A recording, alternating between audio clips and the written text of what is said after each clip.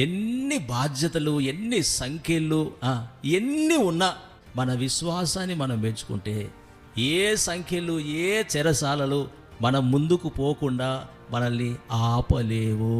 హల్లెలూయా. ప్రతికూలమైన స్థితిలో, మార్గము లేని కఠినమైన పరిస్థితులలో ఈ విశ్వాసము దారి ఏర్పరిచింది, మంచి నిద్ర పట్టింది. దేవుడు ఆ విశ్వాసం మనందరికీ ఇచ్చుడుగాక.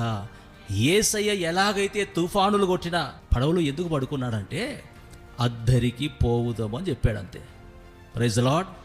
ఖచ్చితంగా అద్దరికి చేరుతాం కనుక టెన్షన్ పడకుండా హాయిగా నిద్రపోదాం అనుకున్నాడు. నేను చెప్పే మాట ఏంటంటే, విశ్వాసం ఉంది, ఆసక్తి ఉంది, తీవ్రత ఉంది.